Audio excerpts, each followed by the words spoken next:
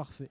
Bon, Jérémy, forcément déçu sur ce match. On a vu une première mi-temps en toute maîtrise, avec un manque de peut-être de pas dire de réalisme, mais un manque d'efficacité. Et ce match, vous le perdez au final.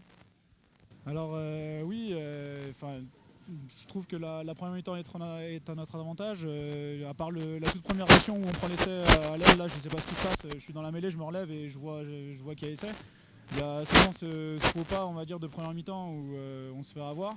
Et après ça, tout le reste, on galère un peu à revenir. On essaye de concrétiser, on n'arrive pas à scorer avec des essais, mais on arrive quand même à gagner des pénalités et du coup à mettre 3 points à chaque fois. On revient fin de première mi-temps. Et ensuite une deuxième mi-temps absente où on galère à sortir notre camp, où les plaqueurs ne sortent pas de la zone de plaquage, où il y a des mecs qui râlent après l'arbitre et voilà, c'est mérité, hein. Ils jouent sur nos fautes, on n'a pas été assez pragmatique quand on est arrivé en zone de marque, et eux alors qu'eux l'ont été, ils rentrent 2 fois dans notre camp, ils marquent, donc c'est très bien joué de leur part.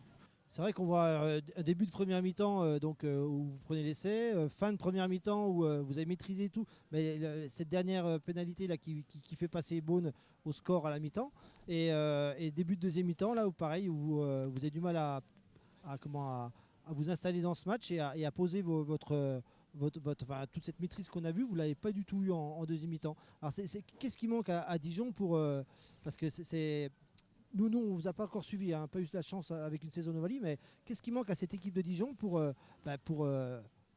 qu'elle se déclique et gagner ces matchs? C'est une bonne question, on travaille beaucoup dessus, on essaye de trouver les solutions et moi de ce que je retiens de ce match c'est qu'on essaye de jouer sur des zones où on ne doit pas jouer, à savoir chez nous, alors qu'on doit plus renverser la pression avec du jeu au pied, et trouver les touches et jouer chez eux et au final on n'y arrive pas.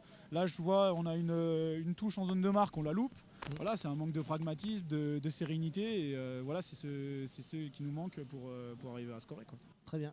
Bon, bah, Jérémy, je vous souhaite tout le meilleur pour la suite. On en a parlé en début avec un calendrier qui est quand même favorable pour ces fins de saison, avec des matchs en retard à domicile contre Nîmes et Vienne, qui va vous permettre, j'espère pour vous, de grappiller des places et faire la remontada qu'on attend de vous. Parce que nous, ce qu'on a vu aujourd'hui, c'est vrai qu'on a vu les trois quarts jusqu'à la fin du match qui avaient du feu dans les jambes.